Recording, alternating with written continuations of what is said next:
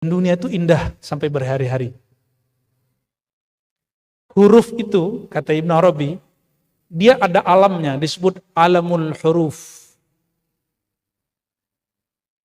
Coba tulisan itu. Disebut kata tasawuf, di pikiran kita ada suatu imajinasi nggak? Ada. Jadi huruf ini melahirkan imajinasi. Adakah kata-kata tanpa huruf? Ada nggak? Jadi kalau kita buat kalimat, kalimat tercipta dari apa? Kata-kata, kata-kata dari huruf. Coba bayangkan ada kalimat tanpa huruf, ada nggak? Disinilah berdebat Mu'tazilah dengan Ahlus Sunnah. Kata Mu'tazilah, Allah kalau berkalam berhuruf dan suara. Kata Ahlus Sunnah, enggak berhuruf bersuara. Nah, nanti bisa selesainya sama Imam Asy'ari. Selesai sama Imam Asy'ari nanti.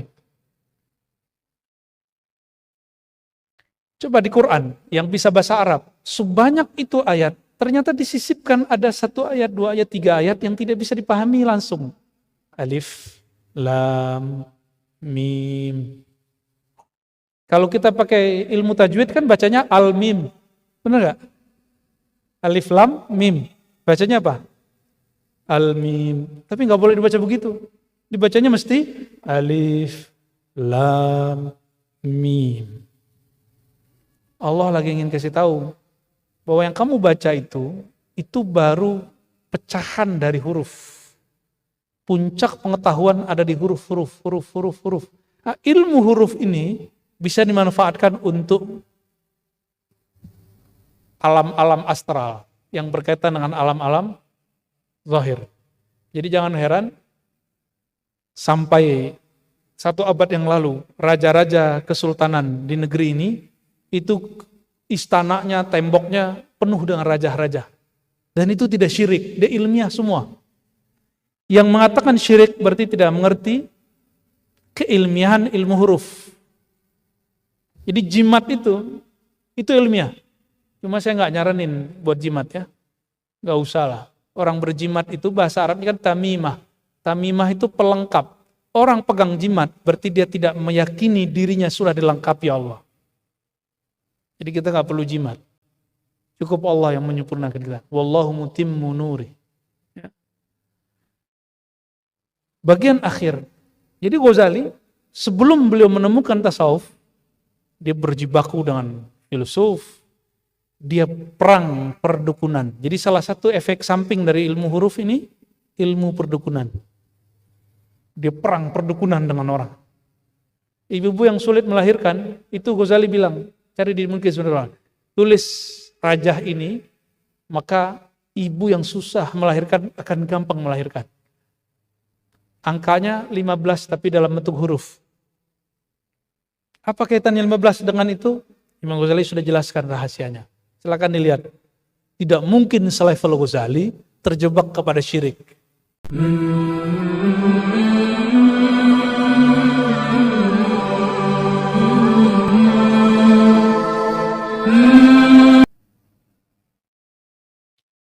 Alhamdulillahilladzi ja'ala Ramadan syahrul ilmi wal ruhi. Asyhadu an la ilaha illallah wa asyhadu anna Muhammadan abduhu wa rasuluh. Allahumma salli wa sallim wa barik ala sayyidil thaqalain sayyidina Muhammad wa ala alihi wa ashabihi wa li baitihi wa dhurriyyatihi ajma'in. Amma ba'du, Allahumma akhrijna min zulumatil wahmi wal jahli ila al ma'rifati wal ilmi, amin rabbal alamin. Puji syukur kepada Allah.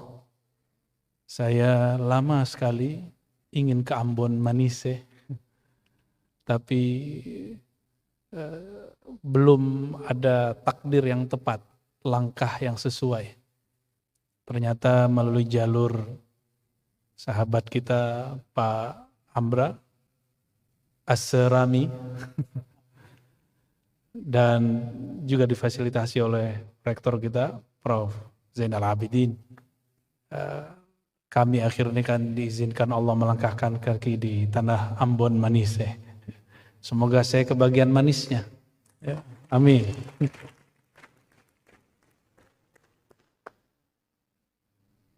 Saya yakin semua kita sudah punya basic keilmuan, ya. Maka majelis ini, kesempatan ini bukan menceramahi yang hadir, hanya sekedar mengulang-ulang apa yang perlu kita ulang. Ya. Yang saya hormati rektor kita, Prof. Zainal Abidin, itu belakang itu marga ya Pak, Rahawarin, mirip-mirip dengan Imam Rahawai. Imam Rahawai itu gurunya Imam Bukhari, yang menyuruh Bukhari nulis kitab Sahih Bukhari dia. Ya, cuma belakangnya ada N-nya ya. Ya, juga Pak Wakil Rektor, Kepala Biro semua, sahabat-sahabat saya para dosen dan adinda para mahasiswa dan siapapun aktivis keislaman dari komunitas manapun, salam ta'zim dari hati kami yang paling dalam. Judulnya banyak sekali ini ya. Gimana coba di shoot judulnya? Dinamika Tasawuf. Apa judulnya? Suatu oase spiritual dalam perspektif dunia modern. Ini yang ngasih judul kayaknya Pak Rektor ini. Benar Pak Rektor? Atau idenya dari Pak Rektor? Kita pecah jadi tiga. Satu tasawuf, satu oase spiritual. Oase spiritual itu bahasa mudahnya marhalah ruhiyah. Periode-periode kerohanian, pengalaman rohani. Yang terakhir, perspektif modern. Dalam bahasa Arab, modern itu disebut al-hadithi. Jadi, min manzur al-hadithiyah. Bisa begitu barangkali ya, perspektif modern. Ini nyambung nggak? Kira-kira nyambung nggak judulnya? Sebelum buat judul kita cek dulu judulnya nyambung nggak? Nyambungnya boleh. Boleh disambung-sambungin, tergantung cara nyambunginnya. Ya. Tasawuf. Berarti selama ini yang buat judul ini mungkin pernah mendengar atau pernah mengalami bahwa tasawuf itu seakan-akan tidak relevan dengan dunia modern. Ini saya curiga nih kepada yang bikin judul nih. Ini ilmu mantik.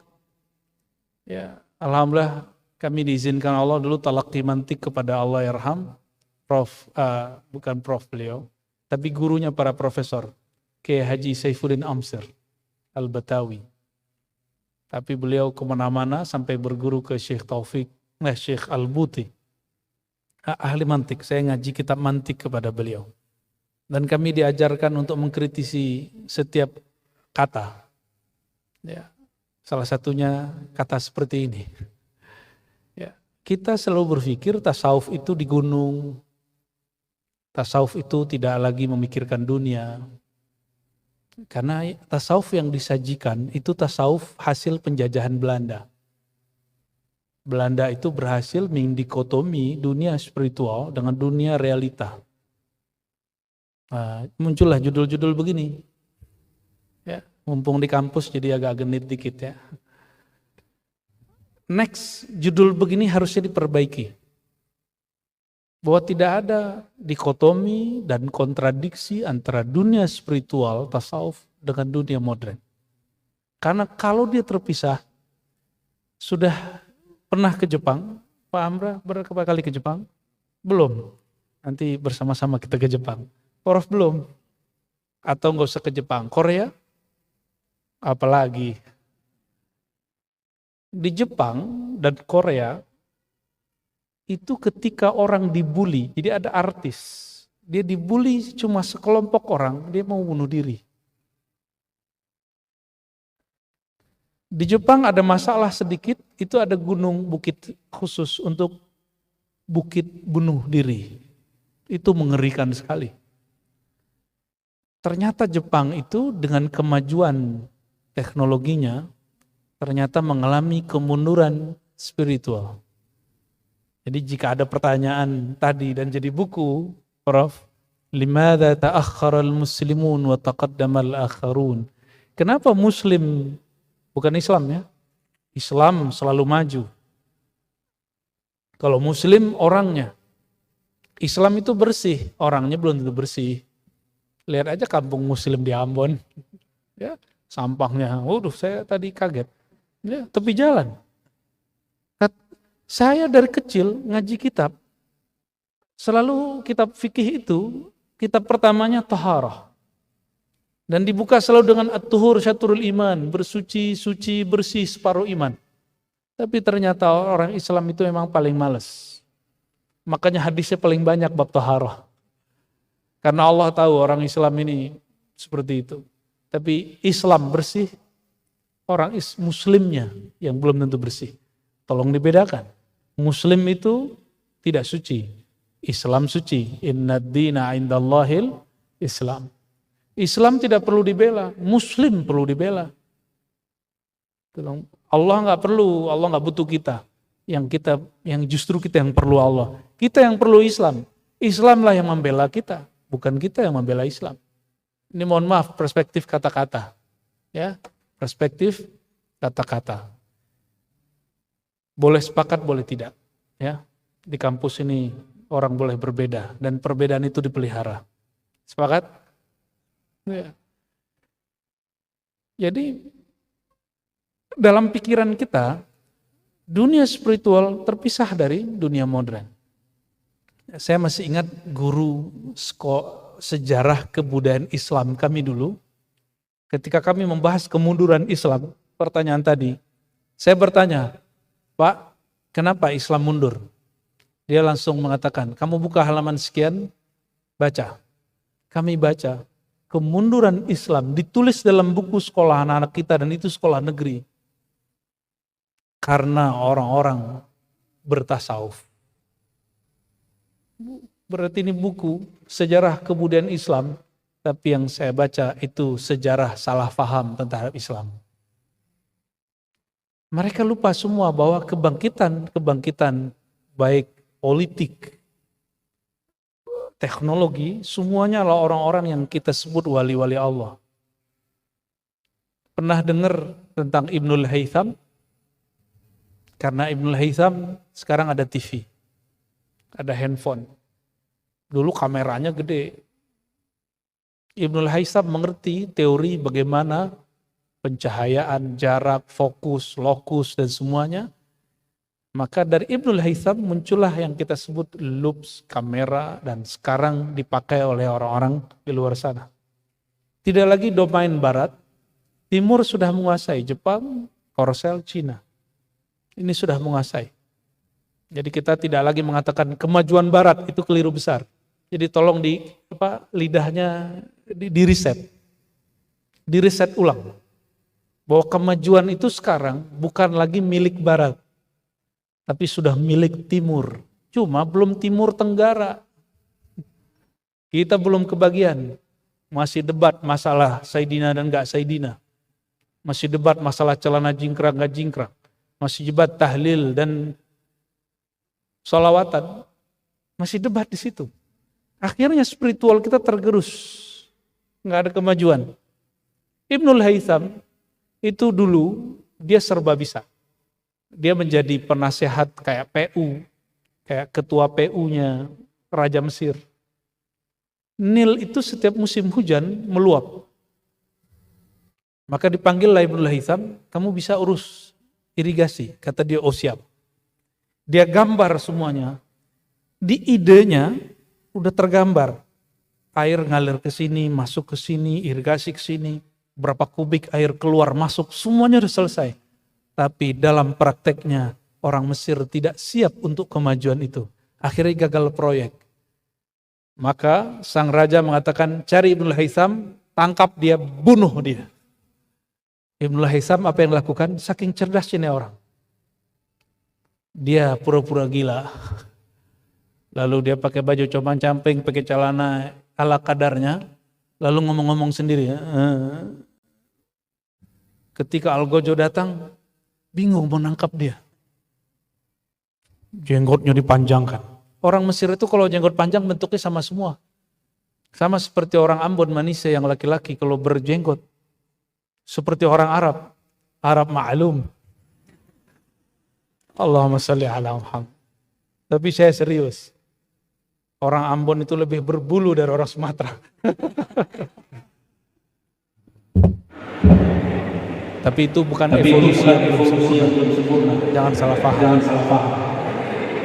Karena saya tidak mengerti itu. Itu Ibnul Haytham, meninggal rajanya, baru dia kembali pakai baju filosof, sufi. Pakai serban, pakai jubah sufi. Lalu dia ternyata di masa kegilaan itu malam-malam dinulis. Jadi dia sembunyi di satu kamar, dia lobongin kamar, macam-macam. Jadilah teori lensa. Dan memang harus ada orang-orang gila itu.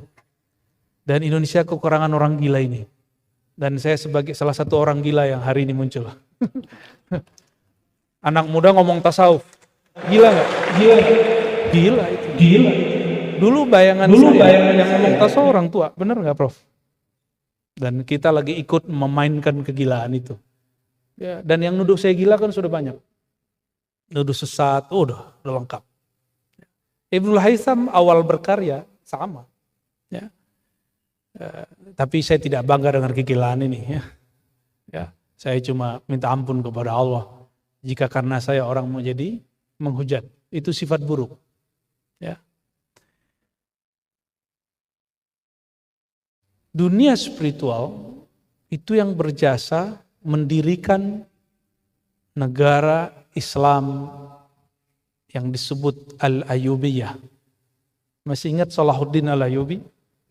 Salahuddin Al-Ayyubi, akidahnya Asy'ari, belajar sifat 20, Allah wujud qidam baqa. Dia yang kemudian kumandangkan di semua masjid.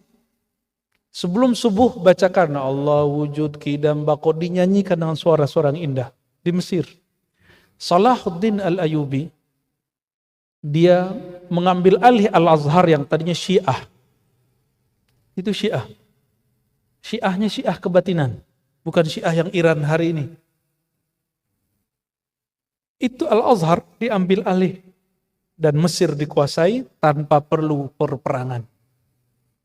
Kenapa? Kemajuan taktik dia. Karena kebetulan rektor kita S2-nya berkaitan dengan keamanan. Itu Salahuddin Al-Ayyubi kuliah keamanan zahir dan batin kepada murid Syekh Abdul Qadir Al-Jailani. Namanya Al-Qutub Al-Kabir Qudayb Al-Ban Al-Majzub. Itu wali Majzub. Tahu wali Majzub? Tokoh spiritual yang memerankan kemabukan cinta. Orang mabuk kayak orang gila. Tugas dia cuma satu, dapat tugas dari Syekh Abdul Qadir Jilani untuk menguji ahli-ahli fikih. Orang-orang, pejabat-pejabat, hakim-hakim, ahli hadis itu diuji. Apa yang diuji batinnya? Berprasangka baik atau berprasangka buruk. Suatu kali Qutayb Al-Ban itu sengaja sholat di satu masjid di Khorasan. Tapi sholatnya diam-diam. Ketika dia selesai sholat, dia pun pergi ke depan Masjid Jami'. Di Masjid Jami' ada tokoh mirip-mirip seperti Pak Ketua MUI kita ini. Cuma umurnya lebih muda dari beliau, kalau beliau sudah melewati masa itu. Maksudnya semua ketua ada di beliau. Ketua ini, itu ada di pada orang yang jadi imam di masjid itu. Cuma kisahnya lain. Kalau Pak Ketua MUI datang aman-aman aja. Orang ini datang melihat Qutayb Al-Ban, apa kata dia? Ini makhluk apa ini? Di depan masjid Qutayb Al-Ban, tapi jangan ditiru. Dia buang air kecil berdiri dan tidak istinja. Padahal dia istinja. Cuma dia tidak perlihatkan dirinya istinja.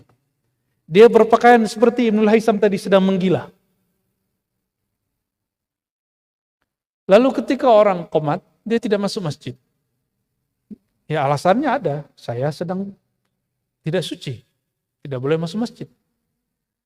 Ketika si imam segala ketua ini masuk masjid dan jadi imam, Di dalam sholat mulai dari takbir sampai assalamualaikum yang terbayang oleh dia cuma wajah orang yang tadi buang air kecil di depan masjid.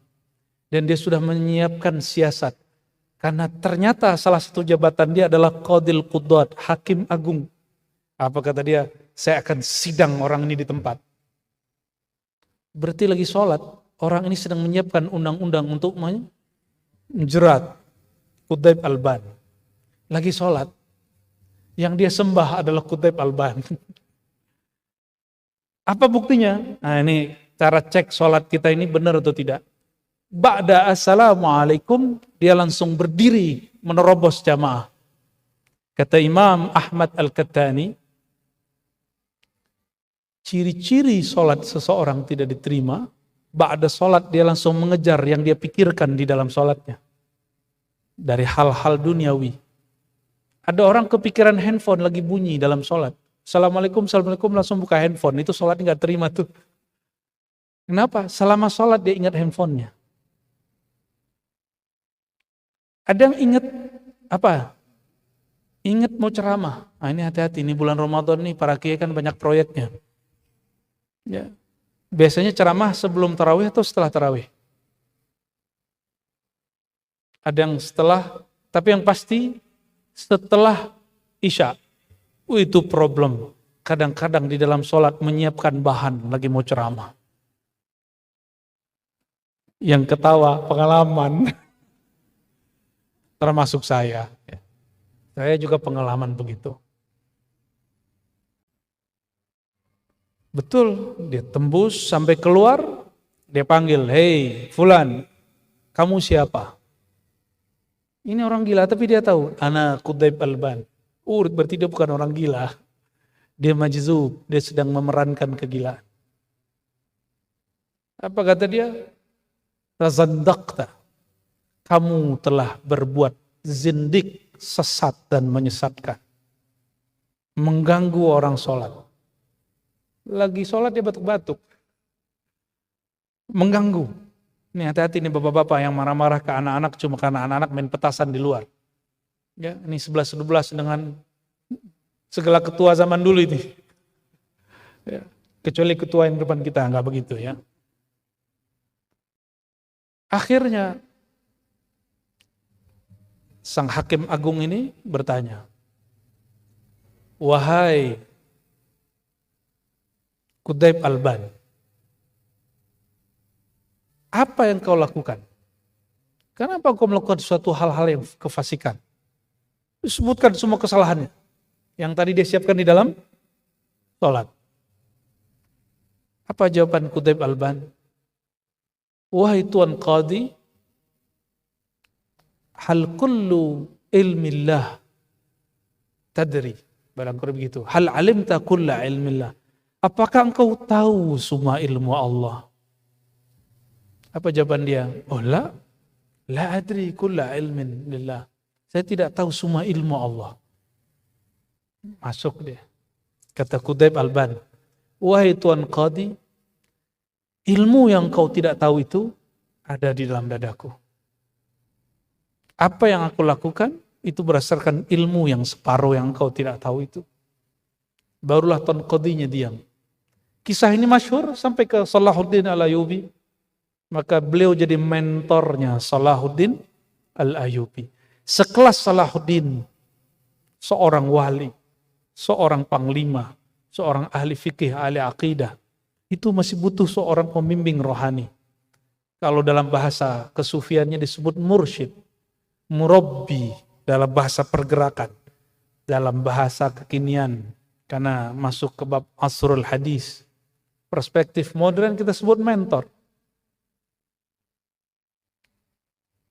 Akhirnya Salahuddin Al-Ayyubi, dialah pertama kali orang yang memenangkan perang salib. Benar nggak?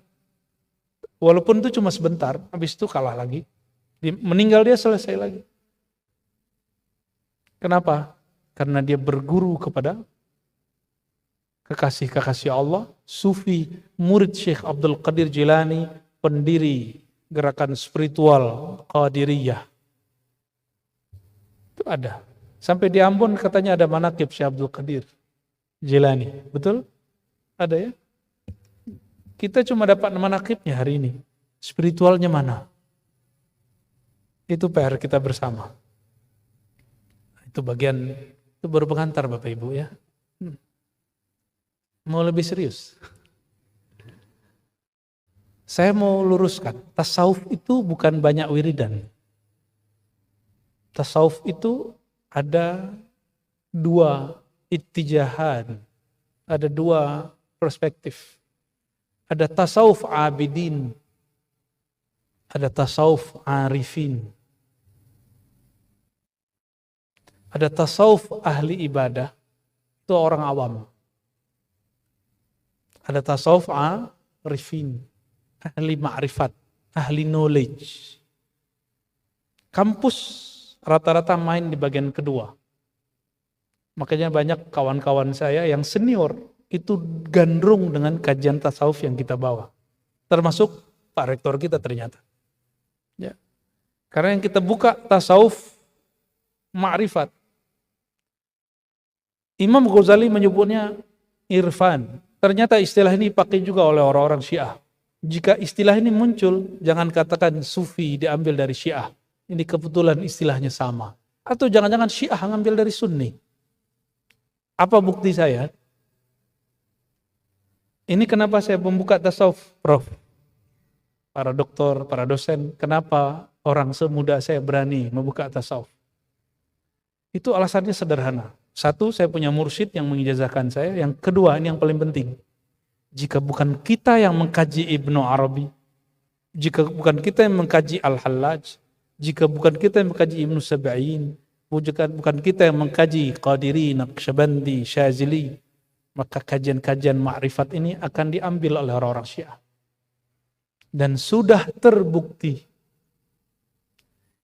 Kitab Al-Futuhat Al-Makkiyah diserang banyak ulama, akhirnya tidak populer di kalangan Sunni. Siapa yang baca? Mula Sadra. Mula Sadra ini Imam Syiah 12. Isna Asyariyah. Apalagi? Ada kitab monumental dia, judulnya Fususul Hikam. Fususul Hikam ini di atas kitab Hikam Ibnu Athaillah. Sering dengar Hikam Ibnu Athaillah? Di atas itu ada namanya Fususul Hikam. Ditulis sebelum Ibnu Athaillah Sekandari. Karena Ibnu Athaillah wafat 709. Ibnu Athaillah. Ibn Arabi wafat tahun 639. Berapa tahun? Ya, lumayan. 39, 1, 639, 1719. Ibn Arabi, itulah yang menjadi spirit Ibnu Athaillah nulis kitab Hikam. Kenapa kita baca cuma buahnya? Fususnya kita nggak baca. Apa arti fusus? Cincin kalau nggak ada, ini apa namanya? Ibu-ibu ini paling sensitif. Kalau ada cincin, tapi manik-maniknya nggak ada, gimana? Malu nggak makainya? Malu. Kita maunya jadi, plek. Padahal ada sesuatu yang spesial, yaitu fusus. Fusus itu mutiara-mutiara, manik-manik inti daripada hikmah itu sendiri. Kitab itu sekarang yang mengkaji siapa? Syiah. Saya tidak pernah benci Syiah, tapi saya katakan, saya berbeda dengan Syiah. Ya. Dalam penemuan teologi saya, bahwa kita berbeda dengan Syiah. Dan sulit dipertemukan dalam banyak hal, tapi kita saling menghargai aja. Kamu-kamu, kita-kita. Bukan lakum dinukum waliyadin, bukan. Itu kepada orang kafir. Syiah itu masih syahadat. Ada Syiah yang kafir, itu namanya Syiah Ghulat. Itu Syiah yang kita maksud sekarang juga mengkafirkan mereka. Saya ngomong begini pun dituduh Syiah. Kamu kok bela Syiah? Lah enggak, justru kita sedang berdebat dengan Syiah. Ya. Dan beberapa orang-orang Syiah sekarang sudah mulai muncul. Jadi dai-dai nasional, dan dia pinter menyembunyikan kesyiahannya. Tapi gak ada masalah, itu hak dia. Kita gak boleh paksa orang untuk berahlu sunnah seperti kita. Ya. Jadi kalau kita gak kaji kitab-kitab seperti ini, siapa yang mengkaji? Syiah ambil. Mau. Nah, untuk orang-orang kampus, Nggak ada lagi cerita. Nggak ada istilah misalnya, oh ini kitab tinggi, nggak ada. Kitab apa yang paling tinggi menurut orang-orang, itu harus dikaji, dibedah di kampus. Paham nggak paham nanti urus. Bedah aja dulu. Pasti nanti ada 1-2 orang yang mengerti. Itu pasti. Jadi tasawuf yang biasa kita dengar, tasawuf abidin atau tasawuf zahidin.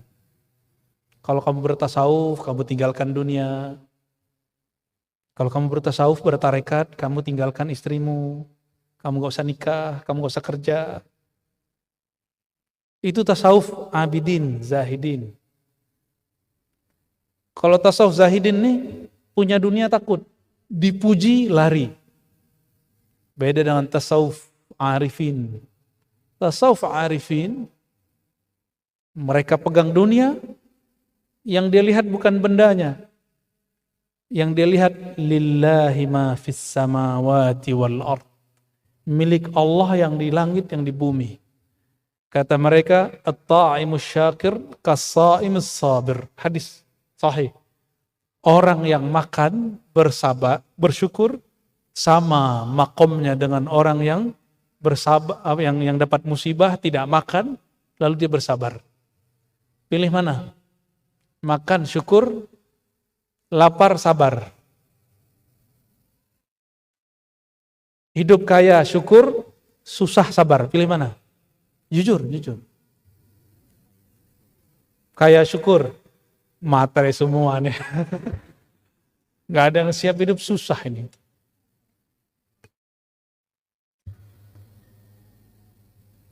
Kaya, syukur, orang-orang arifin ini bagi dia sama. Hidup susah, hidup senang itu gak ada yang susah. Susah itu perspektif. Susah itu bagi mereka jika engkau jauh dari Allah. Maka para arifin itu ketika mereka senang, mereka mulai jauh dari Allah, Allah akan menegur dia dengan susah. Maka mereka mengatakan dalam hikam. Apa sebutan dalam hikam? Musibah itu adalah a'yadul muridin. Hari rayanya para murid. Orang-orang yang berkehendak mendekatkan diri kepada Allah. Kalau bagi kita hari raya 2 kali setahun. Bagi mereka tidak. Hampir setiap hari ada hari rayanya. Maka mereka berpikir, kenapa hari ini tidak ada masalah? Mesti ada masalah setiap hari. Gimana Pak Rektor? Hari ini sudah ada masalah? Orang Ambon Manise biasa ngedemo Pak Rektor enggak? Ya, itu nikmati aja Pak Rektor. Anggota tim kita masalah, nikmati. Ini bukan sorga, ini dunia. Dan dunia itu sifatnya al-masaib. Di dalamnya ada ujian-ujian. Jadi kalau orang nanya, di mana tempat yang gak ada ujian? Saya anterin. Ada kuburan gak ada ke sini? Saya anterin ke sono. Oh di sini kamu gak akan diganggu orang. Ya. Paling dicolek sama malaikat mungkar nakir. Kalau percaya. Tapi percaya gak percaya pasti dicolek sama dia. Dunia tasawuf arifin inilah yang sedang dihajar. Dihajar karena mereka salah faham bahwa arifin ini sama dengan zahidin. Padahal itu beda. Zahidin ini sukanya wiridan, betul, nyari ijazahan, riadoh. Ya. Nah, minta ijazah ini, itu dia. Nyari-nyari beban aja itu hidup ya. Ijazah wirid beban gak? Ini amalin 1000, beban gak? Beban. Tapi kalau bagi arifin, kalau sudah kenal Allah, tidak ada beban. Maka Ibnu Athaillah As-Sakandari mengatakan, Syaikhuka man la yut'ibuka. Gurumu itu kalau ngasih wirid, kamu girang. Bukan malah merasa dibebani, itu gurumu. Pernah dikasih wirid orang terus ngerasa dibebani, berarti kita gak cocok sama dia. Ya. Kita yang gak pantas untuk dia. Nah jangan dibalik. Ini banyak nih orang-orang zaman now menjadikan standar kewalian seseorang itu dirinya. Contohnya gini. Guru itu gak connect kalau ngomong. Berarti dia bukan wali. Guru ini kalau salaman sama saya, batinnya belum bersih. berarti dia bukan wali. Ada lagi yang lucu, kalau dia bisa nyebut nama saya, berarti dia wali. Kalau dia panggil saya, berarti dia wali. Berarti ente yang angkat wali toh? Berarti dia menjadikan dirinya sebagai standar kewalian. Itu wali apa tuh ya? Wali kutub. Wali kutub apaan? Ya, kutub kupret. Nggak ada wali begitu. Nah, dunia spiritual, spirit, kita bagi. Imam Ghazali dulu kasih 4 kosakata. Kosakata ini dia temukan setelah dia mencari lebih dari 40 tahun. Kita nggak usah mengulang yang dia alami. Pertama, jasad, jismiyah. 2, nafsiyah. 3, qalbiyah. 4, ruhiyah. Lalu dia terjemahkan dan dia persempit lagi, dia bagi-bagi lagi. Itu ada dalam kitab, silakan dicari, Al-Munkiz Minad Dhalal. Al-Munkiz Minad Dhalal isinya adalah epistemologi kemajuan rohani. Jadi dia titipkan 1 jilid kitab yang menjadi mesin kitab Ihya. Ihya itu ngambil yang terakhir. Ternyata Ghazali nulis hampir semua bab. Pertama, bab teologi. Jadi dia seorang ahli kalam, dia berdebat tentang isbatul wujud, sifatul wujud. Apakah Allah ada? Jika Allah ada, apa buktinya? Perdebatan ini hampir sama dengan filsafat. Bedanya, filsafat hanya sampai kepada isbat al-wujud. Menetapkan Allah itu wujud. Tapi tidak sampai kepada isbat nubuwat, kenabian. Jadi filosof sama teolog beda tipis. Nah, kitab Imam Ghazali tentang teolog itu yang berjudul Al-Iqtisad. Ada yang bedah di sini. Harus ada nanti yang bedah di sini. Al-Iqtisad fil i'tiqad. Al-Iqtisad fil i'tiqad itu boleh diartikan moderasi dalam akidah. Cuma isinya murni perdebatan teologis. Jadi kental dengan akal. Semuanya dalil akli, dalil akli, dalil nakli, dalil akli, dalil nakli. Yang dia serang waktu itu Mu'tazilah. Jadi kalau ada orang masih mengangkat Mu'tazilah, itu sama dengan menaikkan, mendirikan benang yang sudah basah, terus kita lurus-lurusin gitu. Udah nggak bisa. Sulit. Karena mereka cahayanya sudah padam. Jangan mundur lagi. Harus maju terus. Jika ahlu sunnah yang sekarang belum bisa memajukan, mesti ada nextnya ahlu sunnah. Jangan mundur ke Mu'tazilah. Mundur lagi kita nanti. Itu hasil bacaannya.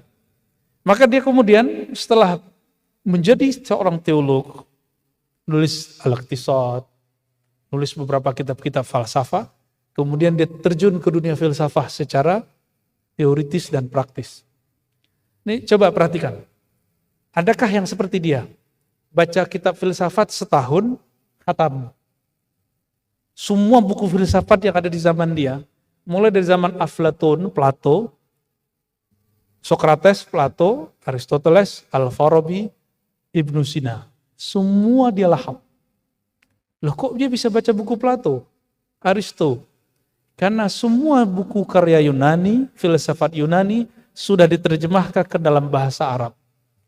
Jadi kalau para doktor, para profesor, adik-adik mahasiswa, ingin mendalami filsafat Yunani, wajib belajar bahasa Arab. Karena sudah diarabkan. Maka saya kaget disebutkan Aristo percaya kepada Allah. Ternyata Allah itu bahasa Arab, mereka nyebutnya Tuhan. Tuhan dalam bahasa mereka. El atau apa gitu. Ghazali sudah selesai baca itu. Karena Ghazali selesai, banyak orang benci. Maka salah satu dosen saya di UIN itu merubah judul kitab Ghazali menjadi judul yang menyakitkan. Ihya Ulumuddin diganti menjadi Imatatu Ulumuddin. Ihya Ulumuddin artinya apa? Menghidupkan ilmu-ilmu agama. Jadi Ghazali itu menentang dikotomi ilmu zahir dan batin. Maka disatukan fikih zahir, fikih batin. Apa beda fikih zahir dan batin? Kalau saya sholat, sah batalnya pakai ilmu apa? Ilmu fikih. Fikihnya pakai mazhab apa? Mazhab Syafi'i, Hanbali, Hanafi, Maliki. Di mazhab Syafi'i muncul namanya rukun 13. Ternyata beda imam, beda rukun. Ada rukun 18, rakaat rukun 20 sekian. Itu sholat yang zahir. Imam Ghazali, satu majelis dia dihadiri sekitar, kalau sekarang 300 dokter. Satu majelis dia, kalau sekarang. Jadi yang boleh masuk majelis dia cuma dokter. Jadi dosen, guru-gurunya, ulama, itu yang boleh masuk, sekitar 300. Yang 300 ini, mereka sudah pakar akidah, semua aliran dikuasai, Mu'tazilah, Syiah, tapi mereka memilih Ahlus Sunnah. Lalu mereka juga pakar filsafat. Ghazali lebih cepat dari semua mereka. Mereka ada yang khatam filsafat 4 tahun, 5 tahun, 7 tahun. Ghazali khatam filsafat 1 tahun. Mengulangnya setahun, lalu menulisnya setahun. Berarti berapa tahun? Ini menjadi model pendidikan Ghazalian. Harusnya kalau mau bikin Ghazali modern, fokus belajar 1 tahun. Tapi Ghazali, kita nggak masukkan perannya yang kita sebut biasanya i'dadi. Apa terjemahan i'dadi? Persiapan. Kelas persiapan udah nggak masuk, dia sudah advance. Jadi kalau dimasukkan kelas persiapan berarti 4 tahun. 4 tahun bahasa, setahun bahasa, setahun teks, setahun lagi mengkomparasikan teks, setahun lagi menulis tentang teks. Tuh sistem pendidikan Ghazali. Makanya sampai hari ini Al-Azhar masih 4 tahun. Cuma ruhiyah Ghazaliyahnya semula luntur. Di Al-Azhar. Al-Azhar itu belajar akidah, kitab al-Iqtisad, Imam Ghazali. Nah, maka saya mengharap nih, mohon maaf para dosen tidak mau menggurui.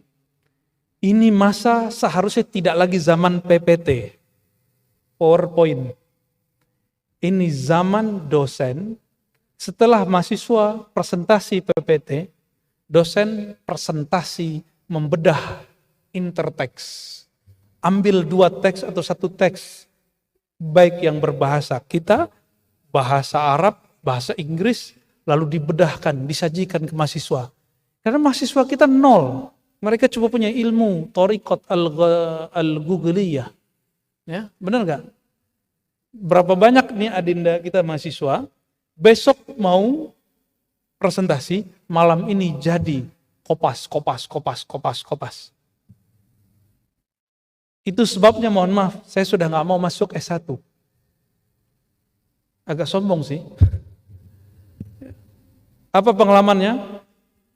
5 mahasiswa copy paste. Tapi yang saya puncak terakhir saya ambil itu belum ketemu tasawuf.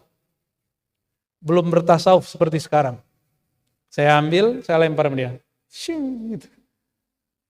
Kena mukanya. Untungnya yang saya lempar ini santri. Saya lempar, dia ridho. Sekarang jadi imam. Dikirim ke Timur Tengah jadi imam. Mahasiswa sekarang dikata-katain gitu kan marah. Ya, ngelawan dia. Makanya nggak pernah berkah ilmu mahasiswa. Karena dikata-katain guru itu, dosen, itu berkah.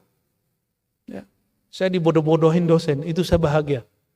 Maka ketika kita nulis tesis, disertasi, saya dirombak, itu bahagianya bukan main.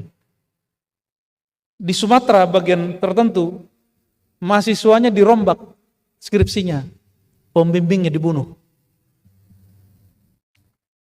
Pengujinya mempertanyakan tulisan dia, pengujinya ditusuk. Itu mahasiswa apaan? Itu bukan mahasiswa, nggak akan ada kemajuan dalam diri kalian. Ghazali, mundur sedikit. Sebelum masuk ke bab itu, dia sudah merawat apa yang disebut dengan, jadi diri kita ini kan mirip dengan binatang.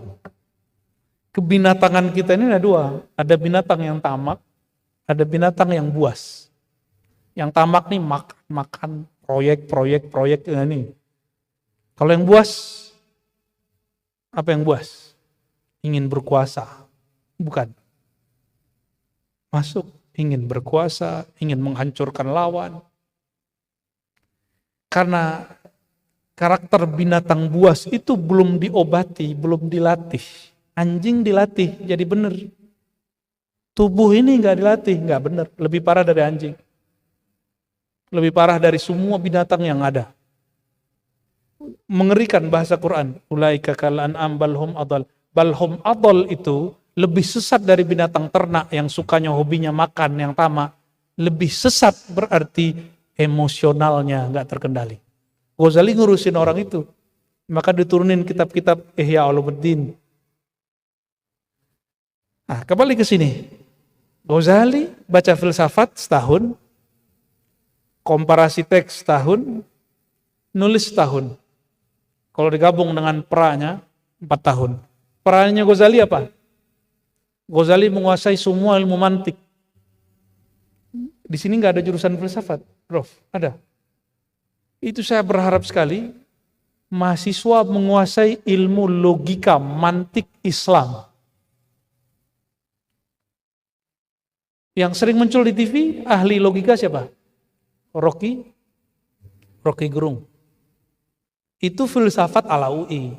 Kapan filsafat ala UI negeri muncul? Atau IAIN muncul? Filsafat logika yang terstruktur. Masa kayak Rocky dilawan pakai besar mulut? Enggak nyambung. Yang lawan Rocky itu cuma bisa 2 orang. Praktisi yang ngerti logika politik praktis. Yang kedua, ahli logika mantik yang murni. Itu bisa minimal sepadan sama dia. Kalau enggak, debat kusir, enggak enak lihatnya. Dia aja yang menguasai panggung itu. Ya, bener enggak? Saya yakin kalau Pak dosen masuk sana, keteteran juga itu. Ya. Kadang lupa semua dengan mantik. Belajar mantik itu, Bapak Ibu, itu asiknya bukan main. Kalau praktis, bukan hafalan. Jadi jangan, mohon maaf Pak dosen, kalau nggak ngerti mantik, bilang, saya nggak ngerti mantik, jangan kasih saya. Mantik itu, ilmu logika, mesti dikasih ke orang yang mengerti filsafat. Karena mantiklah yang merumitkan filsafat, mantiklah yang memudahkan filsafat. Yuridullah bikumul yusra. Nah, Allah menginginkan kemudahan, bukan usra. Kemudahan dalam berpikir, gramatikalnya mantik. Jadi mohon maaf, kegagalan semua pemikir Islam hari ini, di belahan dunia manapun, itu kegagalan mantikiyah. Dan tepuk tanganlah mereka, apa? Muncul ulama yang mengharamkan mantik. Dan tapi lain, Ibnu Taimiyah mengharamkan mantik, dia buat mantik baru. Dia menawarkan mantik baru. Sekarang yang ikut Ibnu Taimiyah, mantik baru Ibnu Taimiyah dia nggak paham. Mantik baru Ibnu Taimiyah melahirkan sama dengan Rusdian, materialisme barat. Jadi yang kita lihat Rusdian, Taimiyah inilah yang melahirkan materialisme barat. Filsafat materialisme itu dari sana semua. Karena pemikirannya masuk. Kita lupa Ibnu Taimiyah ini, dia dari kampung negeri namanya Harran. Harran itu adalah tempat transit filosof Greek Yunani yang melarikan diri ketika diserang oleh pemerintahan-pemerintahan yang berteologi tertentu. Ya. Gimana? Kepalanya nggak panas kan? Mahasiswa. Kalau dosen-dosen udah biasa ini. Ghazali sebelum dia masuk ke filsafat dia jago mantik, dan yang kedua dia jago ilmu kalam.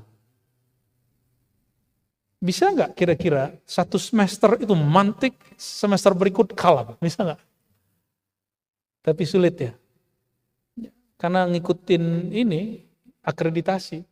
Jadi nomenklatur mata kuliahnya harus menyesuaikan di sana. Sayang, yang buat di sana nggak mengerti Ghazalian. Oke, kamu anti Ghazali. Kita main di Rusdian. Sama. Rusdian itu Ghazali dalam wajah yang lain. Karena dia seorang menjadi Rusdi karena dia ketemu buku-buku Ghazali. Jadi bagi saya, separuh Ghazali, keliaran Ghazali itulah jadi Ibnu Rushd. Kita kan sering bentur-benturin dia. Bagi saya tidak. Ibnu Rushd itu sisi nakalnya Ghazali itu. Tapi nakal yang indah. Ya. Maka jadilah tahafut. Ghazali nulis tahafut falasifah. Dia nulis tahafut. Kalau dia tidak mendalami pikiran Ghazali, dia gak bisa menghajar Ghazali. Untungnya mereka tidak sezaman. Kalau sezaman, takutnya Ibnu Rushd kembali lagi jadi Ghazali yang ada. Ya, nanti jadi tahafut 3 kali dah. Ya. Saya ketemu teman-teman saya orang Syiah. Apa kata dia? Kami di Tehran, di Qom, dan tempat-tempat suci kami, mereka ngomong itu. Baru mengajarkan filsafat setelah mengajarkan 2 pokok ini. Mantik, ilmu kalam. Kita ahlu sunnah, ilmu kalam ahlu sunnah. Jadi kenapa ada anak UIN dulu, takbir anjing hu akbar, masih ingat gak? Tahun kapan itu? Wah, anak baru nih udah gak tahu. Di Bandung anjing hu akbar. Di Jogja juga ada dosen nginjak mushaf, gagal berfilsafat. Kegagalan itu karena mereka menyentuh wilayah filsafat, tapi mantik tidak kuat. Terus akidah tidak matang. Akhirnya kalau ada orang UIN, orang IAIN debat dengan lulusan Tehran, kalah. Lulusan Qom, kalah. Akhirnya kagum, wow keren. Kemajuan Islam sekarang ada di Syiah. Ente aja nggak paham Sunni. Kalau paham Sunni kan nggak begitu.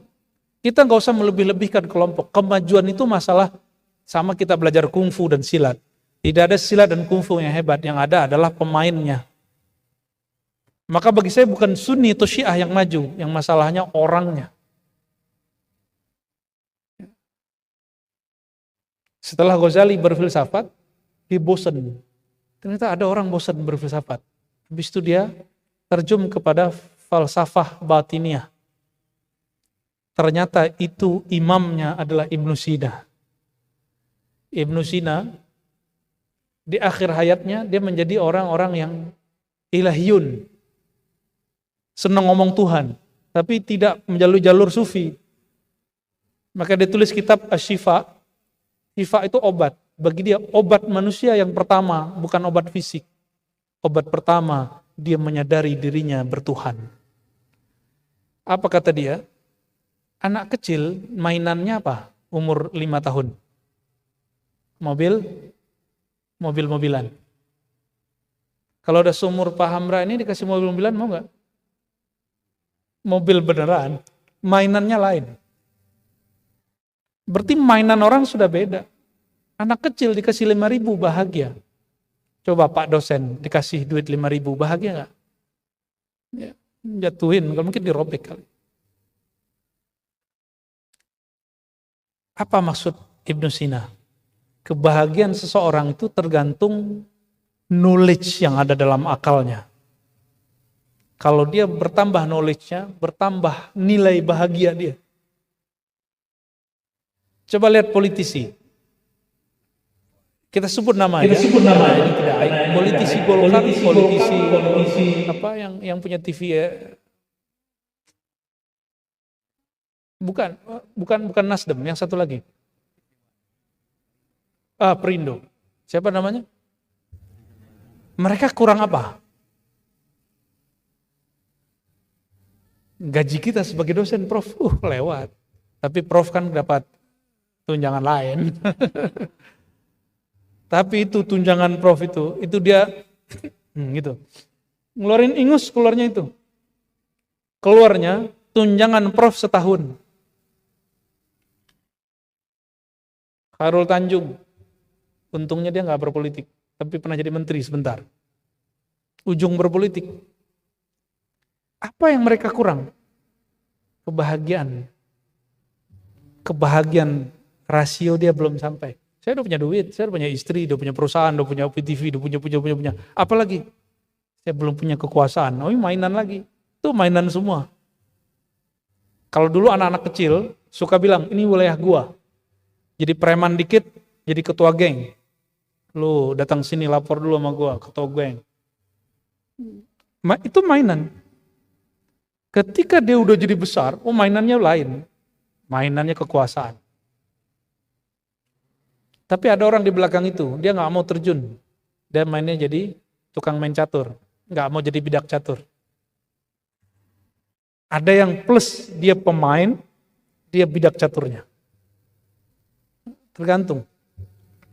Kata Ibnu Sina, tergantung kebahagiaannya. Ini sebelum pindah ke bagian akhir. Anak kita kalau lagi main game, main PS, atau lagi main, apa namanya yang baru-baru itu, plok gitu. Lato-lato. Itu anak kita bisa bertahan lama nggak? Kalau dia lagi main, dia lupa nggak makan? Dia lupa makan, bahkan nonton pun nggak menarik. Apalagi di depan sana ada komunitas lato-lato, datang semua ke sana. Ada komunitas game, baik game tradisional atau game modern, PS. Kalau sudah main di situ bisa 2 jam, 3 jam. Bisa mainnya di kali, pulang-pulang dilecut sama bapaknya, ya kan? Dipukul bapaknya. Itu keindahan mainan itu. Itu mainnya bukan di fisik lagi. Dimensinya sudah dimensi non-fisik. Dan dimensinya dimensi rasio. Jadi anak-anak kita, kalau ada orang kemudian mengatakan nge-game itu melatih kecerdasan, itu benar. Itu benar. Saya nggak menolak. Cuma hanya kecerdasan imajinatif. Yang oleh Ibnu Sina dikatakan itu kecerdasan menengah. Belum sampai puncak. Mobil-mobil sekarang itu kan dari mainan. Pesawat itu dari mainan. Yang bikin paham bolak-balik nggak perlu berenang dari Jakarta ke Ambon. Ya. Pak Rektor tadi mau berenang ke Jakarta? Enggak kan? Itu mainan orang. Ada orang main-main terbang-terbang, imajinasi sudah masuk. Disebut oleh Ibnu Sina khayali. Khayalinya seorang pemikir dengan khayalinya anak-anak beda hasilnya. Kalau profesor punya ide jadi tulisan. Kalau mahasiswa jadi ide paling cuma bahan ngobrol di sudut kafe. Beda nggak? Beda. Maka khayali ini nggak main-main. Anta haqiqatuka ma fi khayalika. Begitu kata beberapa orang. Hakikat kamu itu adalah apa yang ada dalam imajinasimu. Imajinasi ini ada yang palsu, ada yang imitasi, ada yang hakiki. Palsu, imitasi, hakiki. Plato mengatakan imajinasi orang-orang suci itu sampai kepada imajinasi hakiki. Inilah yang dikatakan oleh para sufi. Berdasarkan hadis Nabi, ada satu hadis kata Imam Malik, saya punya guru, para sufi, para wali itu 70 orang lebih. Idza aqsama 'ala Allah la abarrahullah. Jika dia bersumpah, sumpah itu kan pakai khayali. Khayali hakiki menumbuhkan yakin. Karena yakin mereka kalau berdoa pasti jadi. Gunung aja hancur. Nah, jangan heran dulu, ada namanya Syekh Qadirun Yahya di Sumatera. Dia membantu salah satu pemberantasan komunisme di Malaysia, itu cukup dengan batu zikir, disebut batu sijil. Karena dia punya khayali hakiki. Jadi batu ini, dia masukkan ke dalam frekuensi zikirnya, lalu dia penetrasikan zikir yang dia dapat. Oh, sekarang ternyata ketemulah apa yang disebut dengan air doa. Ketemu, diilmiahkan. Dulu belum ilmiah. Al-Ghazali dulu sibuk di dunia itu. Sekarang kita sebut ilmu ini dengan ilmu hikmah. Orang-orang silat nyebutnya kanuragan. Jadi kalau ada ambil nafas, terus orang mental, itu beneran ada. Itu bukan jin. Itu energi nafas. Tulis, raja, tempel di mana? Ada efeknya. Bisa bikin bapak-bapak mau kawin lagi tuh. Ya. Kelihatan mau orang cakep aja, padahal ubanan lo banyak. Namanya Rajah Mahabbah. Rajah untuk pengasihan. Ghazali menemukan rahasia-rahasia itu. Apa logikanya, rasionalisasinya? Contohnya begini. Adenda ini para mahasiswa, mahasiswi, kalau ada orang ngirim tulisan, kalau zaman kita dulu pakai surat, kamu cantik deh. Gira nggak? Seneng. Kalau yang ngirim surat kita kenal. Coba digombalin sama orang nggak dikenal. Mau nggak? Kita kenal tapi nggak suka digombalin dia, dikirimin salam dia, mau nggak? Kita nggak mau. Ya. Pak Hamra pernah nggak dikirimin salam sama orang nggak disuka? Lupa. Kayaknya ngirim salam mulu terus tolak. Kita dikirimin salam sama orang yang kita suka. Itu cuma kekuatan kata-kata. Dan dunia itu indah sampai berhari-hari. Huruf itu, kata Ibn Arabi, dia ada alamnya, disebut alamul huruf. Coba tulisan itu. Disebut kata tasawuf, di pikiran kita ada suatu imajinasi nggak? Ada. Jadi huruf ini melahirkan imajinasi. Adakah kata-kata tanpa huruf? Ada nggak? Jadi kalau kita buat kalimat tercipta dari apa?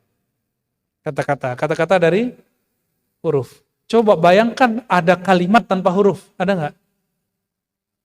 Disinilah berdebat Mu'tazilah dengan Ahlus Sunnah. Kata Mu'tazilah, Allah kalau berkalam berhuruf dan suara. Kata Ahlus Sunnah, enggak berhuruf bersuara. Nah, nanti bisa selesainya sama Imam Asy'ari. Selesai sama Imam Asy'ari nanti. Coba di Quran yang bisa bahasa Arab, sebanyak itu ayat, ternyata disisipkan ada 1 ayat, 2 ayat, 3 ayat yang tidak bisa dipahami langsung. Alif, Lam, Mim. Kalau kita pakai ilmu tajwid kan bacanya Al-Mim. Benar gak? Alif, Lam, Mim. Bacanya apa? Al-Mim. Tapi gak boleh dibaca begitu. Dibacanya mesti Alif, Lam, Mim. Allah lagi ingin kasih tahu bahwa yang kamu baca itu baru pecahan dari huruf. Puncak pengetahuan ada di huruf. Nah, ilmu huruf ini bisa dimanfaatkan untuk alam-alam astral yang berkaitan dengan alam-alam zahir. Jadi jangan heran sampai 1 abad yang lalu raja-raja kesultanan di negeri ini itu istananya, temboknya penuh dengan raja-raja. Dan itu tidak syirik, dia ilmiah semua. Yang mengatakan syirik berarti tidak mengerti keilmiahan ilmu huruf. Jadi jimat itu ilmiah. Cuma saya nggak nyaranin buat jimat ya. Nggak usah lah. Orang berjimat itu bahasa Arabnya kan tamimah. Tamimah itu pelengkap. Orang pegang jimat berarti dia tidak meyakini dirinya sudah dilengkapi Allah. Jadi kita nggak perlu jimat. Cukup Allah yang menyempurnakan kita. Wallahu mutimmu nuri. Ya. Bagian akhir. Jadi Ghazali sebelum beliau menemukan tasawuf, dia berjibaku dengan filsuf, dia perang perdukunan. Jadi salah satu efek samping dari ilmu huruf ini, ilmu perdukunan. Dia perang perdukunan dengan orang. Ibu-ibu yang sulit melahirkan, itu Ghazali bilang, Cari di mungkin sebenarnya. Tulis rajah ini, maka ibu yang susah melahirkan akan gampang melahirkan. Angkanya 15 tapi dalam bentuk huruf. Apa kaitannya 15 dengan itu? Imam Ghazali sudah jelaskan rahasianya. Silakan dilihat. Tidak mungkin selevel Ghazali terjebak kepada syirik. Ya. Dan dia sudah menjadi orang sakti. Jadi Ghazali ini, mohon maaf kalau bahasa sekarang, ahli raja. Dari mana aja ada orang datang dibuatin raja. Sakti semua. Panglima sakti, tentara sakti. Tapi dia nggak puas. Terakhir dia sampai kepada puncak. Ditegur oleh seorang imam namanya Abu Ali Al-Farmadi. Apa kata dia? Engkau baru bergantung kepada huruf. Belum bergantung kepada yang punya huruf. Maka dalam kitab Al-Maqsad Al-Asna, di ujung kitab, kecil kitabnya, dia membuka rahasianya bahwa saya diajarkan ilmu rahasia nama yang menguasai huruf-huruf ini, yang mengilhami para filosof dan ahli kalam, yang berdialog ruhnya dengan para sufi dan wali-wali Allah. Ilmu ma'rifatul asma'il husna. Ilmu mengenal al-asma al-husna. Belajarlah dia dari Abu Ali Al-Farmadi, berzikir dengan memejam mata, lidah dikunci, tidak ada lafaz yang keluar dari lidah, tapi muncul dari dalam kolbu. Itu diabadikan dalam Ihya juga, dua kali disebut nama beliau, Abu Ali Al-Farmadi. Inilah yang membuat Ghazali menjadi Ghazali yang dikenal di seluruh dunia. Karena dia mampu menggabungkan 4 epistemologi ilmu, dan itu tidak bertentangan. Apa kata dia? Jika engkau hendak memajukan akalmu, kuatkan kalam dan falsafahmu. Jangan pakai tasawuf. Jadi kalau masuk ke teknologi, jangan dengan tasawuf. Dalamnya kalam dan falsafah. Kalau engkau ingin kuat dalam kerohanianmu, jangan dalami filsafat, dalami tasawuf. Bukan tasawuf yang teoritis, tapi gabungan. Saya menyebutnya tasawuf ilmi, amali, nazari. Ilmiah bisa juga diamalkan dan bisa difalsafahkan, nazariyah. Kita menyebutnya 3 itu, ilmi, amali, nazari. Itulah Ghazali, makanya kemudian setelah dia kebangkitan Islam masih ada, tidak seperti yang dituduhkan orang. Masih ada Fakhruddin Ar-Razi, masih ada Ibnu Rushd, masih ada fulan. Terakhir baru hancur ketika khilafah runtuh. Karena mereka menyerang Imam Ghazali, tidak mengamalkan lagi ajaran Imam Ghazali. Jadi Ghazali bukan membuang filsafat, dia hanya ingin mengatakan filsafat ini kamarnya ini. Ilmu matematika, filsafat. Jadi kalau ada nih adik-adik baru hijrah, jurusannya jurusan umum, mengharamkan filsafat. Itu lucu. Maka harus haramkan ilmu ekonomi, haramkan ilmu arsitek, haramkan ilmu kimia. Kenapa? Itu semua cabang dari filsafat. Ya, jadi hati-hati memfatwakan sesuatu haram. Ya, haram itu domain mufti, bukan domain orang-orang diskusi. Barangkali itu karena diskusinya di kampus, jadi saya tidak keluarkan maraji' batiniahnya. Ya, saya keluarkan maraji' akliyah. Barangkali itu silakan mungkin nanti berkembang dalam pertanyaan. Jika tadi pertanyaannya kenapa yang lain maju, kita mundur karena kita tidak tepat dalam menempatkan epistemologi keilmuan. Ya. Jadi akal untuk falsafah, qalbu untuk kerohanian, jangan dibalik. Wallahu a'lam bis-shawab. Fadhal, ya.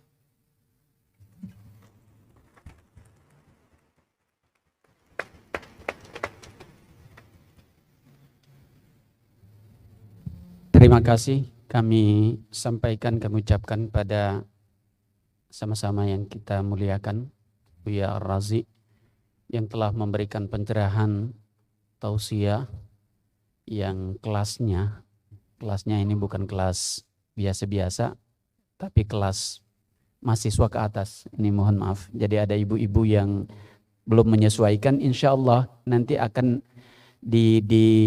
disesuaikan nanti malam itu di Al-Fatah.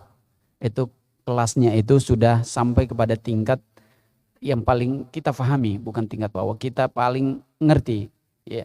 Tapi yang tadi itu sudah sedikit pembahasan ke akademik ilmiah, sehingga apa yang disampaikan oleh beliau tadi ya, dengan hanya sekedar membaca tema tanpa ada pemberitahuan lebih dulu pada beliau, tapi luar biasa apa yang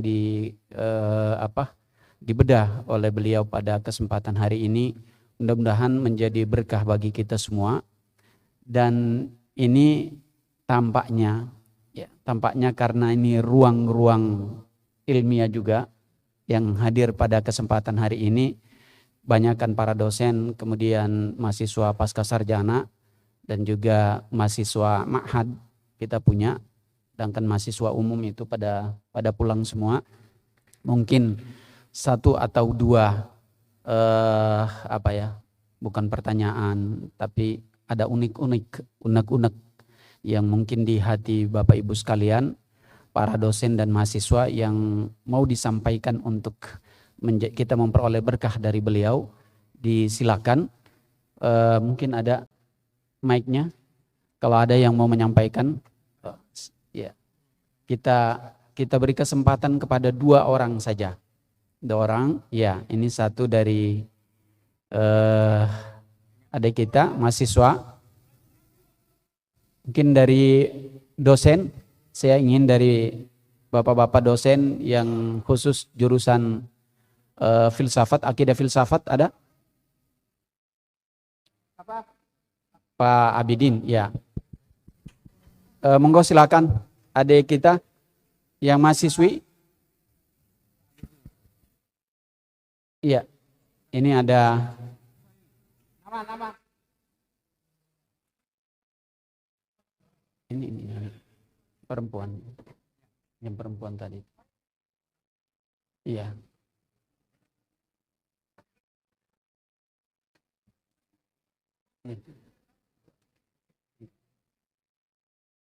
Kita beri kesempatan pada adik yang perempuan tadi itu. Mohon izin. Sebentar. Iya. Lebih cepat. Iya, kita punya waktu agak terbatas, mau menjelang asar. Nah, coba disebutkan nama, mahasiswa dari fakultas apa, jurusan apa. Setelah itu nanti kita kasih kesempatan buat perwakilan dari dosen, Pak Dr. Abidin Wakano. Ya. Disilakan. Ya, Assalamualaikum warahmatullahi wabarakatuh. Nama saya Lia Zahra. Pertama, saya bukan mahasiswa di Jaya Ambon, saya siswi kelas 12 di Ambon.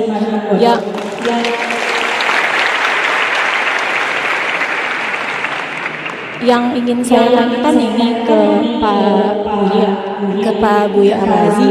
Kan tadi Bapak bilang kalau tasawuf itu kan tidak ada kontradiksinya dengan dunia modern.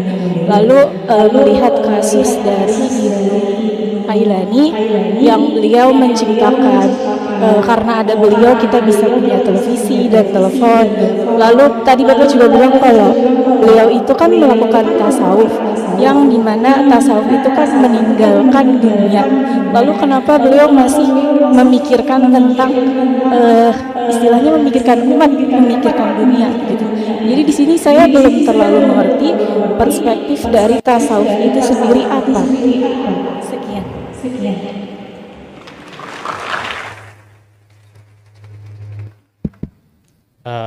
Assalamualaikum warahmatullahi wabarakatuh.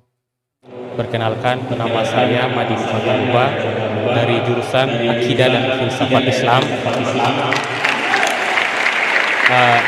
Ini mungkin mata kuliah saya di jurusan Akidah dan Filsafat Islam. Berbicara tentang filsafat dan tasawuf, itu adalah sesuatu yang berkaitan, saya mempelajarinya dari Mula Sadra. Ketika ada Plato yang hadir dengan alam idenya, bahwa ilmu itu hadir dengan secara langsung di alam ide, kemudian Aristoteles dengan rasional ilmiahnya, pertentangan ini berlanjut sampai hadirnya Ibnu Sina dengan Paripatetik, sampai dengan Suhrawardi dengan iluminasi. Suhrawardi menyatukan semuanya. Nah, dalam perjalanan Mula Sadra dalam pemikirannya itu melalui 4 perjalanan, di situ ada pembimbingan sampai kepada Nabi Muhammad. Yang menjadi persoalan dari Buya, berbicara tentang ilmu tasawuf ini adalah ilmu yang subjektif. Kita bisa mengobjektifikasi. Yang menjadi persoalan karena ada ayat Al-Quran, wa ma kafara Sulaimana walakinna sayatina yu'allimuna an-nasa sihra. Yang menjadi persoalan di sini, ya, bagaimana menemukan pembimbing yang baik untuk sampai kepada Guru Muhammad. Sekian dan terima kasih. Ini karena kita sudah mau memasuki surat Asar, jadi untuk penanya ketiga tolong langsung substansi. Sekali lagi langsung substansi saja. Terima kasih. Ya, terima kasih. Assalamualaikum warahmatullahi wabarakatuh. Mohon izin Buya, Pak Rektor yang kami hormati. Senang sekali jumpa dengan Buya dan waktu mungkin singkat saja ya. Ibnu Arabi itu kan adalah guru para sufi. Dalam belakangan itu kan banyak orang yang mengatakan Ibnu Arabi. Pasti yang tadi Buya sudah katakan sudah tidak mendalami, apalagi kitabnya Futuhat Makkiyah itu sesuatu yang luar biasa. Bahkan saudara-saudara kita di Syiah itu banyak mengembangkan, terutama Mula Sadra. Dan satu lagi mungkin ya, kenapa pikiran dari Ibnu Arabi ini begitu banyak dikafirkan dengan gerakan puritanisasi. Wahdatul wujud itu kan istilah yang diberikan oleh Ibnu Taimiyah, yang seorang yang sangat empiris, dan itu belakangan kan Ibnu Taimiyah dalam logika seperti Buya katakan itu banyak sekali dijadikan rujukan untuk mengkafirkan seorang Ibnu Arabi. Dan sebenarnya at-takhafut itu juga yang kita agak lucu ketika dalam kita belajar sejarah peradaban Islam dianggap menjadi bagian dari kemunduran Islam. Dan ternyata ya kebangkitan pergerakan Islam banyak diinspirasi oleh para sufi ya, tarikat yang menggerakkan ya sampai di level Indonesia. Saya kira Christian Sunuhugronya juga merupakan salah satu orang yang turut meletakkan tasawuf sebagai bagian yang kemudian membuat kita zuhud dan tidak tampil di gelanggang peradaban. Terima kasih Buya atas kunjungannya, luar biasa, banyak inspirasi. Terima kasih.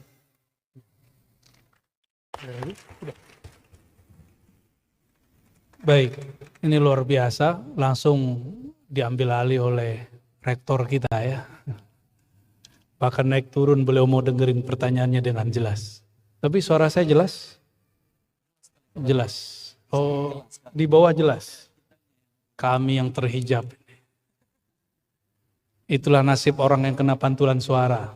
Sama, kena pantulan cahaya jauh begitu. Yang pertama, masih siswa. Wah, luar biasa. Nanti langsung masuk di UIN. Semoga udah jadi UIN nanti, atau Yayan. Mengenai kenapa Ghazali masih memikirkan yang lama. Itulah keberhasilan seorang Ghazali. Yang disalahfahami oleh banyak orang, kalau bertasawuf itu nggak mikirin dunia. Pikir itu untuk dunia. Pikir itu untuk dunia. Maka disebut yatafakkaruna fi khalqillah. Tafakkur itu dunia. Tapi kalau tadabbur ruhi, zauq, Ghazali kasih kata kunci yang disebut zauq. Tapi ingat, zauq itu bukan Tuhan, zauq itu rasa. Benar tadi ada adinda kita yang mahasiswa akhirul filsafat bahwa tasawuf subjektif, tapi subjektif ada dua. Ada subjektif kecil, ada subjektif besar. Yang dibangun Ghazali subjektif besar. Makanya Ghazali itu lebih Aristo dari Farabi dan Ibnu Sina. Apa kata dia? Farabi Ibnu Sina ini muqallid Aristo. Saya tidak mau taklid kepada Aristo seperti taklidnya Ibnu Sina dan Al-Farabi. Taklid itu ngikut tanpa kemudian menimbang. Ghazali baca Aristo, maka dia keluarkan satu buku Mi'yarul Ilm, timbangan ilmu. Itu ilmu mantik Aristoteles yang sudah dia syahadatkan. Jadi itu sudah mu'alaf tuh mantiknya. Dia turunkan jadi kitab. Jadi masuk ke fikih jadi apa? Yang paling menarik masuk ke kitab usul fikih. Metodologi hukum Islam. Itu kitab menjadi kitab utama, premier dalam metodologi hukum Islam. Yang belajar fakultas syariah, Pak harus berterima kasih sama Ghazali. Enggak hanya orang filsafat. Enggak hanya teolog, enggak hanya sufi. Saya juga peminat lintas mazhab. Karena dulu pernah mengajar Bidayatul Mujtahid walaupun jurusan saya akidah filsafat. Beliau nulis satu kitab judulnya Al-Mustasfa. Ada juga Al-Wajiz. Al-Wajiz fikihnya. Al-Mustasfa usul fikihnya. Ghazali kalau mau buat mazhab, dia buat mazhab sendiri. Tapi dia nggak buat mazhab. Dia tidak mau mengulang apa yang sudah ada. Yang ada kita kembangin. Jangan berhenti. Menurut dia, Farabi Ibnu Sina berhenti. Itu hemat Ghazali. Makanya Ghazali pun dikritik. Ya. Jadi kenapa dia masih mikirkan? Karena Ghazali berhasil memisahkan dengan baik, tapi tidak mentalak tiga. Jadi cuma memberi kamar.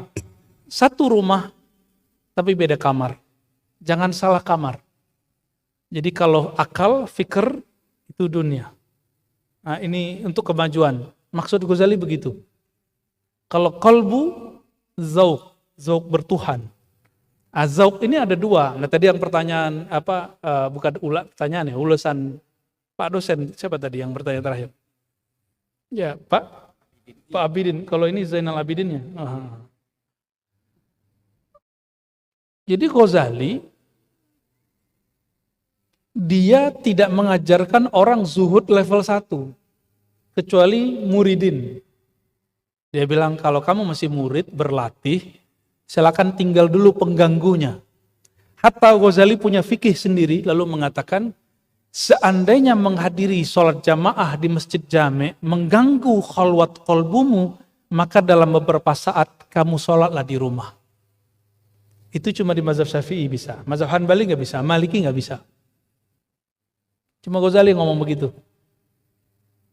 Apa kata dia? Kalau kamu lagi riyadhah, misalnya jangan setiap hari, mungkin seminggu, 10 hari, 40 hari paling lama, engkau boleh tidak sholat di masjid. Tapi syaratnya satu, sedang riyadhah, sedang berlatih. Nggak boleh lama-lama, habis itu keluar. Ghazali paling lama suluknya, khalwatnya, dia suluk 10 tahun. Dan dia kemudian menfatwakan gak usah lama-lama. Kecuali mutajarrid, orang udah gak ada lagi hasrat duniawinya. Ghazali 10 tahun, itu nginep di salah satu masjid di Syam. Setiap jam sholat dia turun, ba'da sholat. Imam besar di masjid itu membuka kajian kitab. Tahu gak kitab apa yang dikaji? Al-Mustasfa Imam Ghazali. Mi'yarul Ilm Imam Ghazali. Tapi dia nggak ngaku, itu karya saya itu enggak. Dia naik lagi ke atas, dia malu. Orang sebut dia Hujjatul Islam. Setiap kali nama dia disebut dia nangis, maka dia naik ke atas. Siapa yang membimbing dia? Juga seorang ilmuwan, kekasih Allah, mengenal Allah, menyeimbangkan antara syariat dan hakikat. Namanya tadi Abu Ali Al-Farbadi. Nyambung dengan pertanyaan adinda mahasiswa yang jurusan filsafat tadi.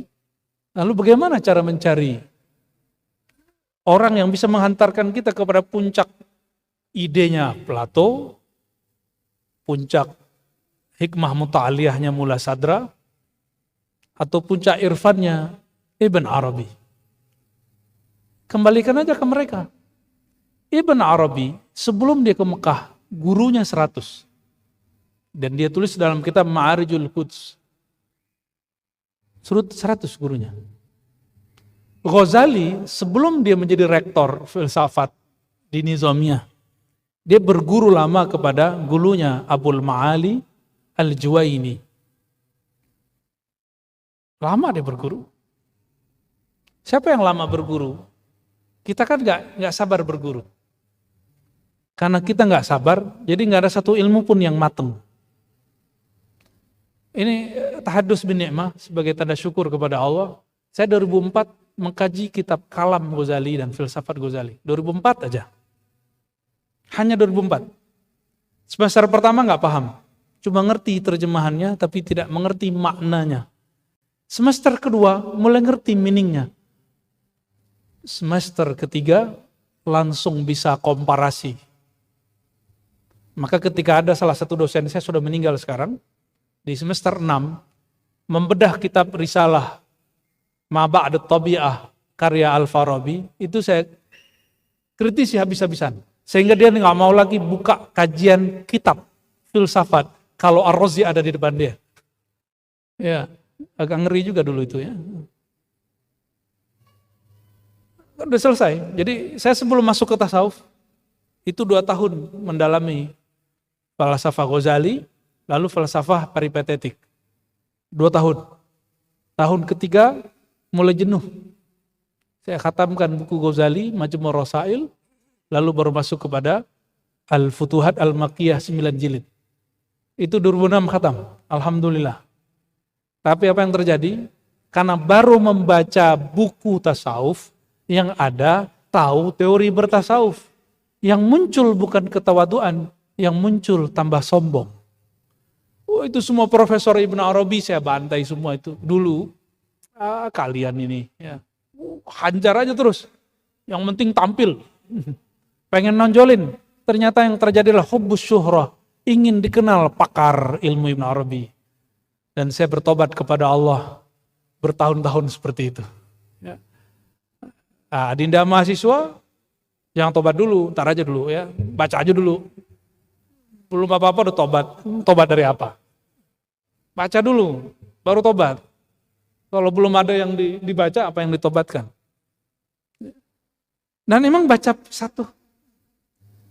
Dulu ada yang bimbing saya baca kitab.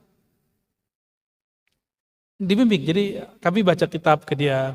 Tapi yang kitab yang saya baca cuma kitab-kitab metodologis. Baca Arab, terjemah, cara memahami teks Arab.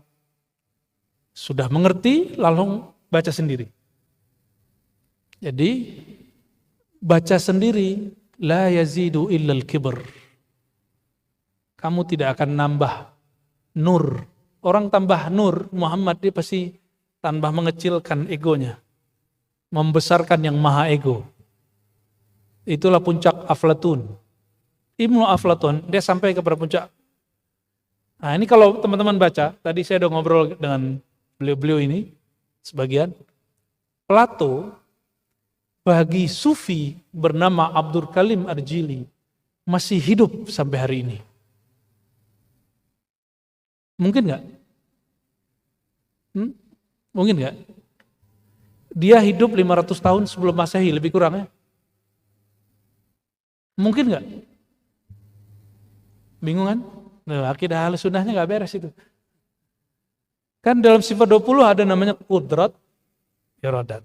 Saya kasih pertanyaan, sanggupkah Allah memanjangkan umur Plato lebih dari 2000 tahun? Sanggup nggak? Sanggup. Terus kalau sekarang ada mungkin nggak? Jawabannya mungkin. Lalu Al-Jili ini disebut Abdul Qadir Jilani kecil. Dia ini dapat rahasia. Ternyata Al-Jili sama dengan orang-orang di zamannya.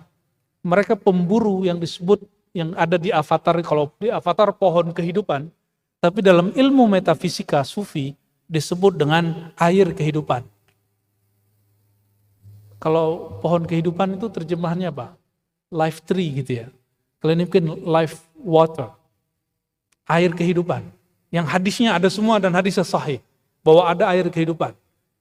Tapi diperdebatkan apakah Sayyidina Al-Khidir meminumnya atau tidak. Kalau versi riwayat yang saya dapat, beliau betul meminumnya bersamaan saat itu muridnya bernama Aflatun. Plato ikut minum. Makanya Plato sampai sekarang masih hidup. Menurut siapa? Al-Jili. Itu ketemu di kitab yang cuma 2 jilid. 2 jilid aja gak baca, gimana yang 9 jilid. Ihya Ulumuddin 4 jilid. Itu tebel. Kalau dicetak gede 10 jilid. Jadi kita gak mau ngatafin yang kecil-kecil, gimana yang besar. Ngelihat yang besar, oh kapan selesainya? Ya mulai aja. Mulai. Ya, mulai dengan kecil-kecil. Jadi, bagaimana cara mencari mursyid? Kalau mau cari profesor, nyarinya di mana? Di pasar, di surau, atau di kampus? Oke. Kalau mau cari pedagang, carinya di kampus, di kantor, atau di pasar? Kalau mau cari murabbi ruhani, mursyid wali, carinya di mana? Di kampus? Belum tentu. Di pasar? Belum tentu. Di kantor?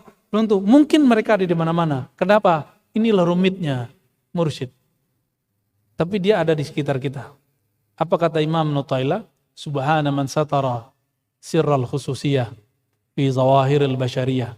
Sungguh hebat Allah Ta'ala yang menyembunyikan kekhususan ma'rifatnya di dalam diri orang yang mempunyai sisi-sisi kemanusiaan biasa.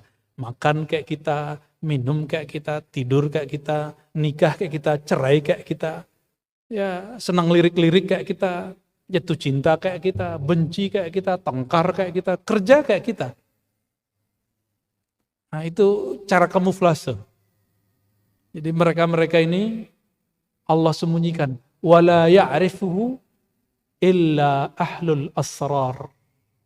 Dan tidak mengenal dia kecuali orang yang punya sir batinnya. Batinnya hidup. Jadi bagaimana cara menemuinya? Aktifkan sirnya, kolbunya. Maka bolehlah berbaik sangka kepada semua orang. Jangan pernah meninggi dari siapapun. Ya, kalaupun sudah baca ribuan kitab biasa aja. Karena di atas langit ada langit toh. Ya, beliau-beliau sudah ngalamin semua lah, barangkali. Wallahu alam bishawab. Terjawab? Puas tidak perlu. Yang penting terjawab.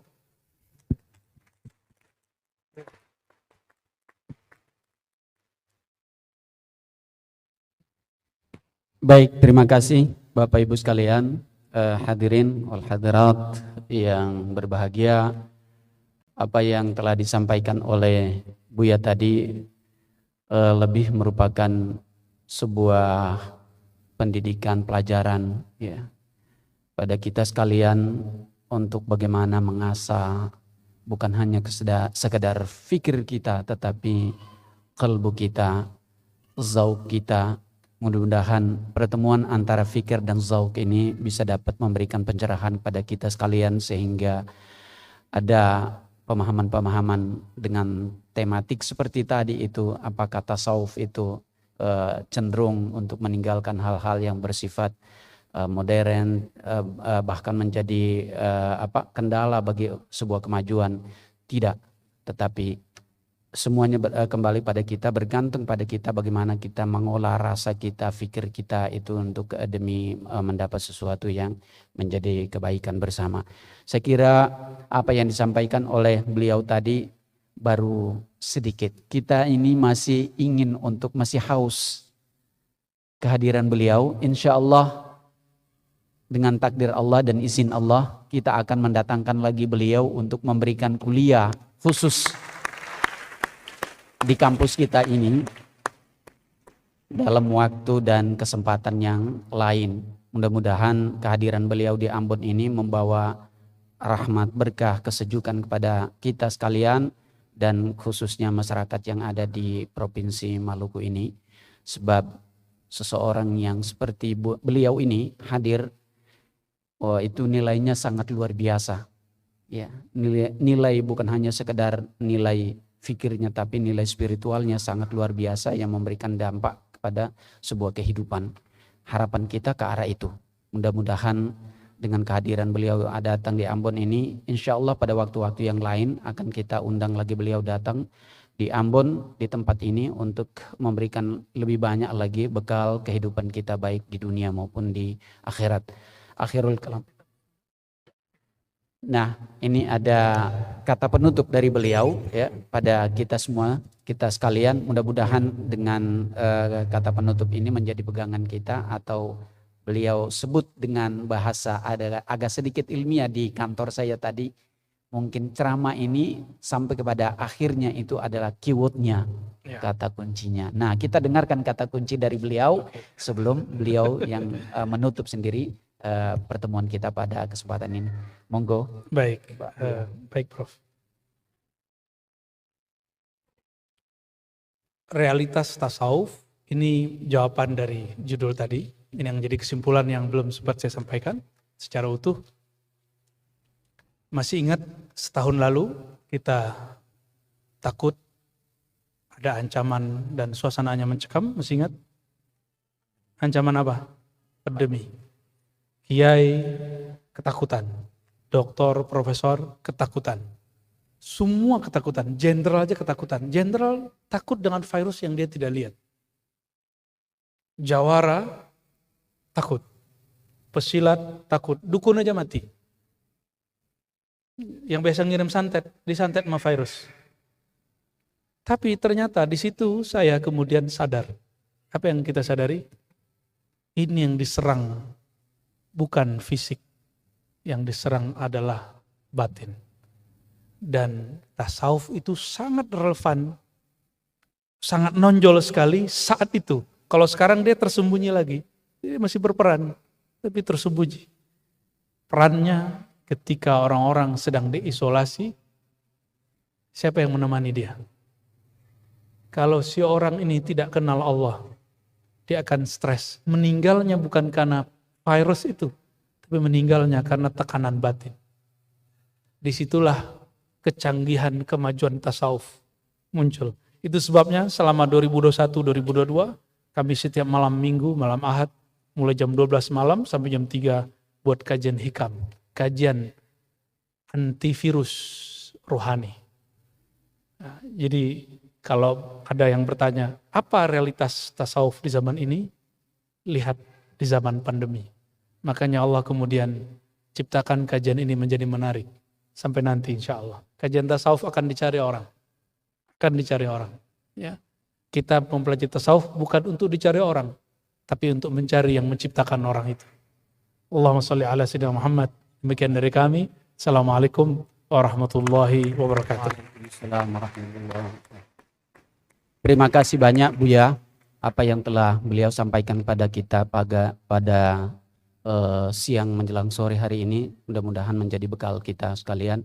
Sekali lagi kita memberikan kalau tepuk tangan dibilang kurang afdol juga, tetapi sambutan yang meriah kepada beliau, ya. Terpaksa sambutan itu juga dengan cara-cara kita sendiri. Ya, ada yang menyambut dengan rasa syukur dengan kehadiran beliau yang ada di Kota Ambon ini, sehingga apa yang disampaikan ini menjadi bermakna dalam kehidupan kita sehari-hari. Saya kira itu yang dapat saya sampaikan, mengantar beliau untuk memberikan tausiah pada kesempatan ini. Dengan hormat di tempat ini saya undang pada jamaah sekalian untuk insya Allah nanti malam ba'da salat tarawih kita sama-sama mengikuti lagi kajian beliau di Masjid Raya Al-Fatah Ambon. Mudah-mudahan apa yang disampaikan pada kita siang hari ini dan juga malam nanti betul-betul dapat bermakna pada kehidupan kita sekalian. Saya kira itu, kurang lebihnya dari kami. Wallahul muwaffiq ila aqwamit thariq. Assalamualaikum warahmatullahi wabarakatuh. Waalaikumsalam.